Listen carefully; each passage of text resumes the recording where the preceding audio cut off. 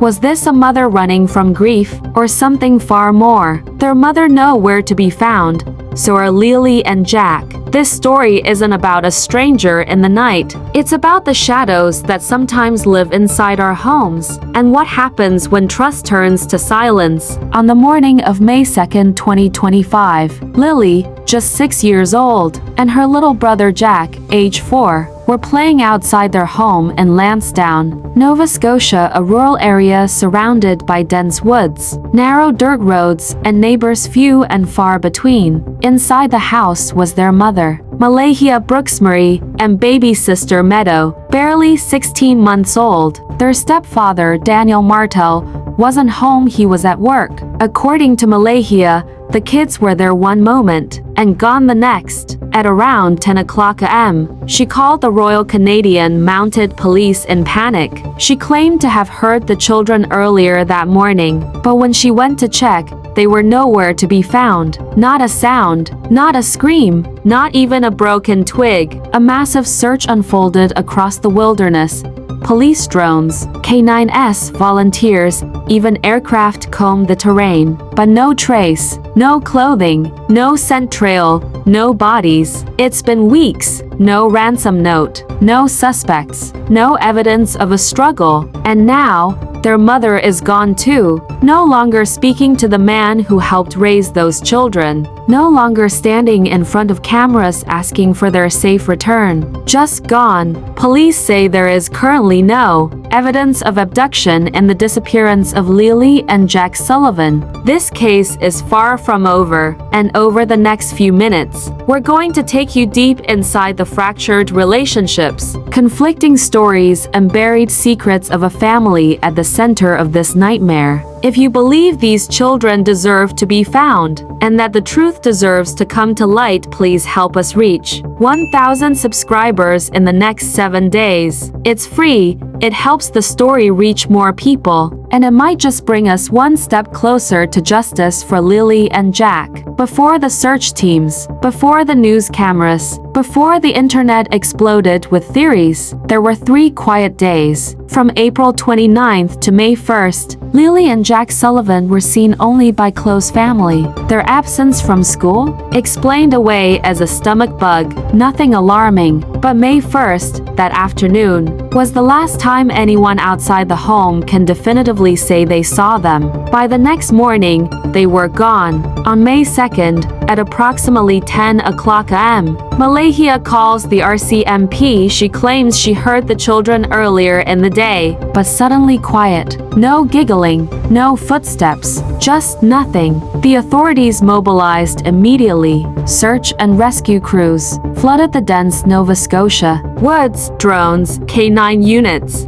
Over 100 volunteers combed every ravine, every overgrown trail. Even Cassara aircraft scanned from the sky, and yet, not a single trace of Lilly or Jack. No footprints leading far into the woods. No clothing or toys. No sound ever reported by neighbors. But investigators did find something. In the yard behind the house, child-sized tracks in the dirt. 2 sets. They seemed to head toward the tree line, but then they just vanished. And strangely, both of the children's boots were gone from the house, but only their boots. Not a full outfit, not jackets, just the boots. If they left on their own, where were the shoes for Meadow? Why was there no trail beyond the trees? And who, if anyone, helped them disappear? As the search intensified, so did the unraveling inside the family. Within 48 hours of reporting the kids missing, Malehya withdrew. She skipped out on search briefings, refused to speak at public updates, sat in a parked car while others combed the woods. Then came the social media wipe.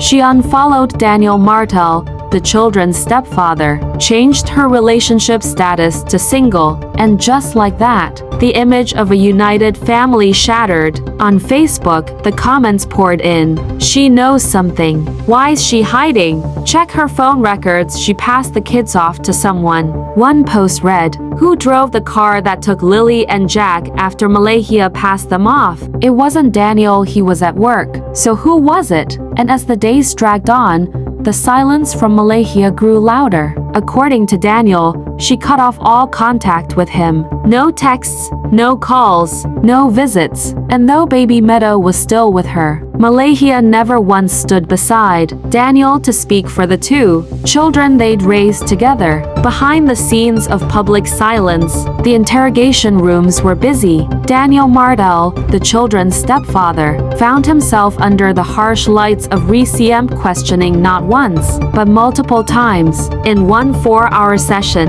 officers seized his phone, his internet router, even dug through his tech logs. Daniel cooperated. He even requested a polygraph test and drug screening, not to clear his name but to end the whispers. And when it was over, one of the officers allegedly told him, Belinda Gray, the children's paternal grandmother, told media Malehya had ended her relationship with Cody, Lilly and Jack's biological father, long ago. But Daniel believed something darker. According to him, Malehya may not have acted alone. He told police there were people, friends, even family who could have helped her disappear. So what kind of person disappears after their children go missing? Let's look closer. In the eyes of some, Malehya Brooks-Murray was a traumatized mother, emotionally shut down, overwhelmed, and pushed into silence. But to others, her behavior raised alarms.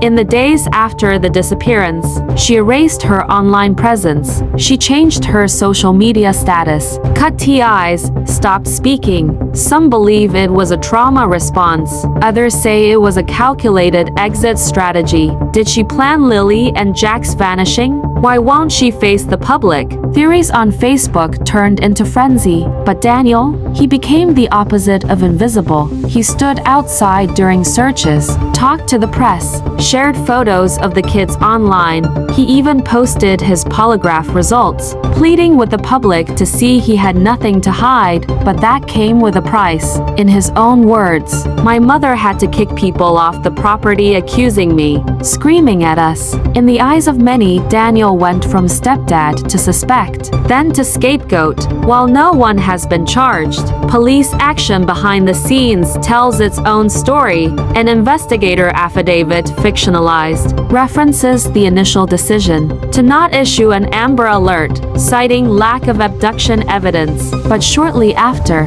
the case was reclassified from a wandering child scenario to a suspicious disappearance. In a mock courtroom debate, here's how both sides might argue it. The prosecution might claim that Malehya's withdrawal, sudden silence, and online deletions suggest intentional concealment, perhaps with help. The defense would point out, no eyewitnesses, no evidence of foul play, no motive strong enough for abduction, unless she feared someone else was a danger to her children. And then, there's Meadow, the baby girl Malehya didn't leave behind. She was never reported missing. She was never part of the search. And to this day, she remains in her mother's custody. Then came the messages. A source close to the family released what they claim are text exchanges between Malehya and her grandmother. The tone? Cold, ambiguous, coercive. One message allegedly read, I don't want to explain things anymore. They'll find out in time. Another? Don't ask me about the kids. Just pray. Are these messages of grief or guilt? A mother reaching out in pain? Or a warning before cutting ties? Months have passed. Search teams have gone home. The road signs asking for help have begun to fade, just like the trail behind Lilly and Jack Sullivan. As of June and July 2025, there have been no arrests, no charges, no bodies found. Investigators still classify the case as a suspicious disappearance, but not a confirmed abduction. And despite widespread media attention, despite national coverage, despite hundreds of hours in the woods, the children have not been found. The reward remains in place: $150,000 for any information that leads to Lilly and Jack's safe return. As for baby Meadow, She's no longer with Malehya full-time. She's under the supervision of Child Protective Services, reportedly safe and monitored. Daniel Martel, who once helped raise her, now has limited or no access, and so, we're left with more questions than answers. Some believe this was a planned escape, that Malehya fled with Meadow, and maybe, just maybe, with Lilly and Jack too, that they weren't taken by a stranger, that they were hidden. Some Facebook users have even speculated the children were smuggled to a First Nation reserve, shielded from police by secrecy, silence, and loyalty. One chilling comment asked, who was the driver? Who helped her vanish? But not all theories involve conspiracy. Others believe the truth is much sadder, that the children may have wandered off, lost in the woods that swallowed their footprints. And if that's true, why didn't anyone hear them? Why weren't cadaver dogs deployed early on? Why were critical hours lost before escalation? The decisions made in the first 48 hours still haunt this investigation. For the grandparents, the pain has no language. One of them, in an interview, whispered, "My heart tells me these babies are gone." The community is divided. Some blame Malehya, some blame Daniel. Others blame the system that failed to protect these children. Families have fractured. Trust has eroded. And through it all, the most important voices have gone silent. Lilly, Jack, Meadow, and so, we tell this story with care, because as of now, no charges have been filed, no one has been proven guilty, and every person involved deserves the presumption of innocence. This is still an open case, and more than anything, it is a story of two missing children who deserve to be found. The truth could be anywhere. In a deleted text message, in a comment posted too quickly, in a denial on social media, or in a witness too afraid to speak. Until Lilly and Jack Sullivan come home, the story remains unfinished, and every unanswered question keeps their memory alive. If you know anything at all, please contact the RCMP or Crime Stoppers Canada. You can remain anonymous. And if you believe in bringing justice to forgotten stories, help us continue this work. Subscribe, share, spread their names. We're pushing for 1,000 subscribers this week to keep this case in the light. Let's not let them disappear twice.